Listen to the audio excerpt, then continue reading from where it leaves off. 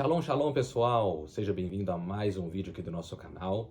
Hoje nós iremos fazer a segunda parte do Salmo 23. Então quero te convidar, se você não é inscrito, se inscreva, faça parte aí desse canal, deixe aí o seu like, faça o seu comentário. Eu vou deixar aqui já nos cards a primeira parte do Salmo 23, do estudo do Salmo 23. Se você não assistiu ainda, assista, não perca, porque tem muita coisa interessante na primeira parte do Salmo 23, tá bom? Então, bora aí para nossa tela de estudos. Terrilim Kaf Gimel, Salmo 23, segunda parte, já começa assim, ó, Taror lefanai shulchan. Então, essa palavra taror vem da palavra arar, que significa preparas, né? Então a gente tem aqui, ó, a tradução em hebraico, né? A escrita em hebraico, né? Esse texto em hebraico. Nós temos aqui a origem das palavras e temos aqui a tradução ao meio da revista e corrigida. Então é assim que a gente vai trabalhar esse texto aí. Então, taror vem da palavra arar, que significa põe em ordem, ordena, arranja, prepara. E aí a gente tem aqui um prefixo, né, de tu. Então, tu preparas, tu pões em ordem, tá? Essa é a ideia. Essa palavra arar é muito usada na Torá para falar ali do serviço sacerdotal, aquilo que os sacerdotes tinham que fazer no templo. Então, tem esse contexto aí de prepara, arranjar, colocar em ordem.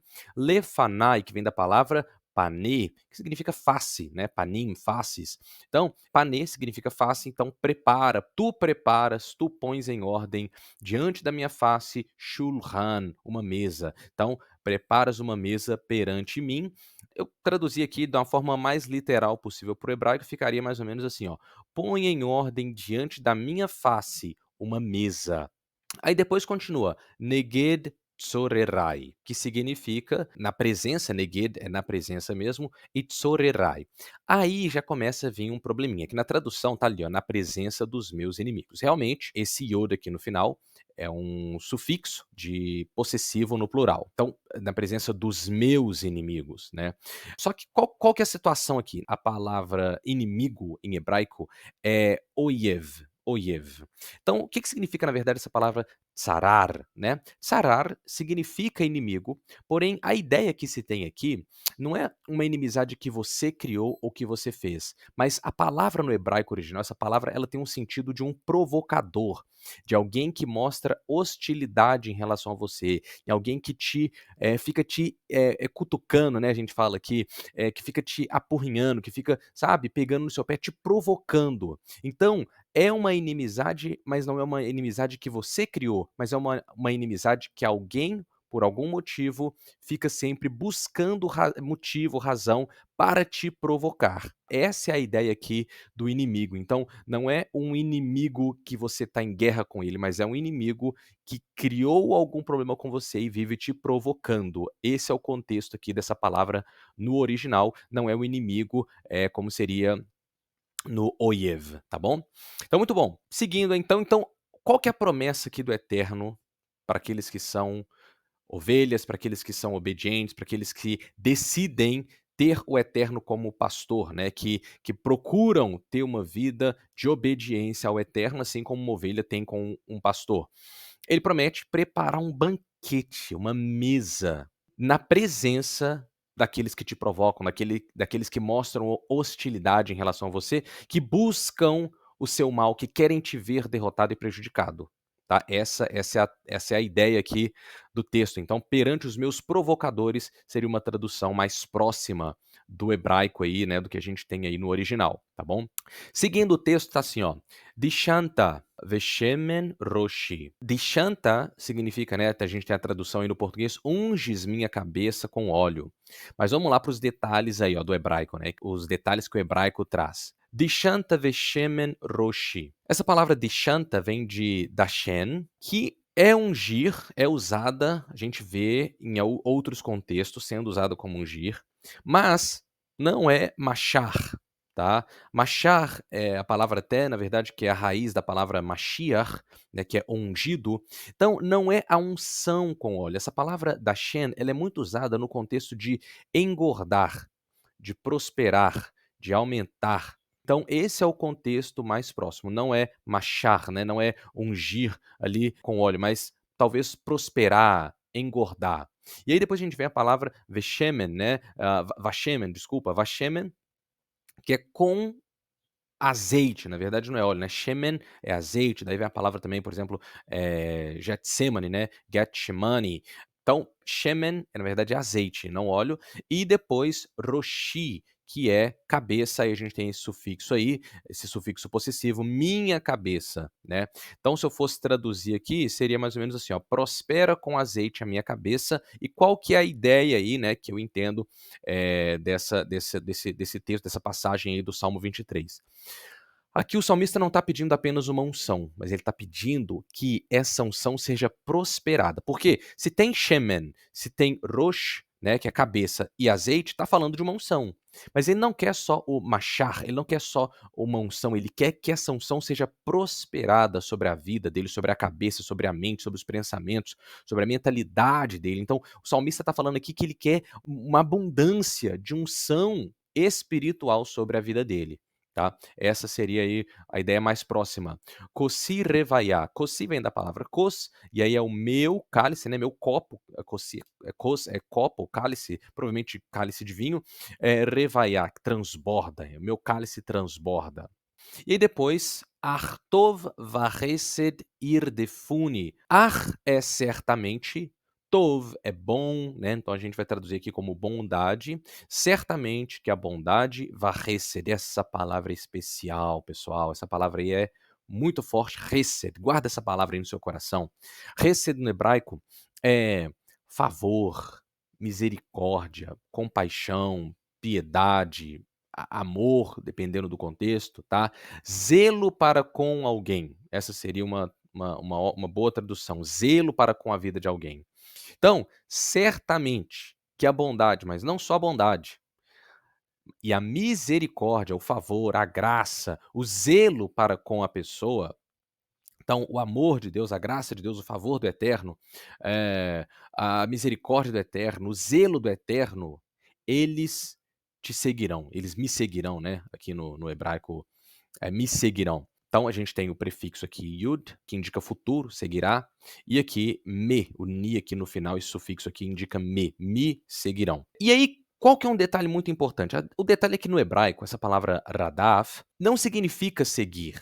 Essa palavra é muito usada no Tanar, na Bíblia hebraica, com a ideia de perseguir, de alguém que está com um cavalo perseguindo uma outra pessoa em busca dela, tá, com o intuito de alcançá-la. Exemplo, Avraham, né, quando o sobrinho dele, né, Lot, foi tomado, Avraham então vai em busca, junta ali alguns homens e vai perseguir aqueles reis para recuperar Ló. E então essa palavra que é usada aí para perseguir foi a palavra radaf. Então essa é a ideia, perseguir. Na verdade essa palavra na Tanar toda, em toda a Bíblia hebraica, é a única vez que ela aparece de forma metafórica. Todas as outras vezes ela aparece de forma literal, alguém perseguindo para tentar alcançar a outra. Então o que o texto está falando aqui? Que certamente, com toda certeza, a bondade, a misericórdia, o zelo do Eterno te perseguirão. Você não vai precisar, se você tem essa atitude, se você é essa ovelha aí, né, que busca agradar o Eterno, essas coisas boas aí, elas te perseguirão. Você não vai precisar correr atrás delas. Então aí uma tradução mais próxima do hebraico, né, uma tradução mais literal. Certamente que a bondade e o zelo da aliança me perseguirão. Kol yemei hayah, todos os dias da minha vida. Então não é dia sim, dia não, não é semana sim, semana não, mas é todos os dias da minha vida. A palavra yemei vem da palavra yom, que é dia, só que aí está no plural, e hayah, que vem de haim, que é vida. Lechaim, né, vida. Muito bem, todos os dias da minha vida. Veshavti beveit Adonai, beveit Hashem, né? Então, gente, aí o que acontece nessa parte do texto? É uma parte muito especial, porque diante de tantas bênçãos, de tanta provisão, né? Note que tem pasto verdejante para essa ovelha, né? Tem águas de descanso, tem refrigério para a alma, né? Isso tudo eu falei na primeira parte, né, do estudo do Salmo 23. Tem uma mesa preparada perante seus provocadores. Então, assim, é tanta coisa que o Eterno faz que o único desejo que nasce no coração do salmista é habitar na casa do Senhor. Essa palavra veshavti, que vem da palavra yashav, que é habitar, né? E habitarei. Então, prefixo aqui o Vav, que é e, né, essa conjunção, e depois, no final aqui, a gente tem aqui o futuro habitarei, né, na casa do Senhor. Bait, né, beveit, na casa, dentro, então esse prefixo aqui de em, na casa de Adonai, do Eterno, usando novamente o nome pessoal do Deus Todo-Poderoso. E qual que é a ideia aqui do texto? Olha só, diante de tanta coisa boa que o Eterno faz na minha vida, né, o salmista escrevendo, o meu desejo é viver sempre em adoração. Vamos entender, né, que aqui o salmista está falando de um tempo onde a adoração ao Eterno acontecia dentro do templo. Então, o templo era o lugar da adoração. Logo, se aquele é o lugar da adoração, é lá que eu quero estar. Então, o salmista ele está em busca da adoração e não do lugar físico em si. Aqui a busca, o interesse é pela adoração. Então, o salmista está dizendo aqui que, olha, eu vou buscar a adoração. Eu vou estar sempre em adoração. Eu vou estar sempre com a minha mente em adoração. Se a gente fosse traduzir, trazer esse texto para o nosso dia a dia, para a nossa vida de uma forma prática nos dias de hoje, como que eu colocaria esse texto na minha vida? Dessa forma, eu vou viver em adoração ao Eterno, pensando em Eterno, levando em consideração o que a palavra do Eterno diz, levando em consideração tudo o que ele considera como certo e errado, e eu vou buscar adorá-lo com as minhas atitudes, com as minhas palavras, com tudo que eu faço, com todas as minhas obras. Essa seria, né, uma tradução mais prática aí para o nosso dia a dia. E habitarei na casa de Adonai, leorer yamim, por longos dias, né, passando a ideia aí de para sempre, né, por longos dias. Muito bem. E aí a tradução aí, né, do hebraico ficaria mais ou menos assim, ó: "Ponha em ordem diante da minha face uma mesa, perante os meus provocadores, prospera com azeite minha cabeça, meu cálice transborda. Certamente a bondade e o zelo da tua aliança, o zelo, né, do Eterno me perseguirão todos os dias da minha vida. E habitarei na casa de Adonai por longos dias." E pessoal, para finalizar o vídeo aqui, eu vou fazer uma leitura, né, de Tehillim Kaf Gimel, de Tehillim 23, de Salmo 23, em hebraico, para você ter, né, como se pronuncia o Salmo 23 em hebraico. Mismor le David.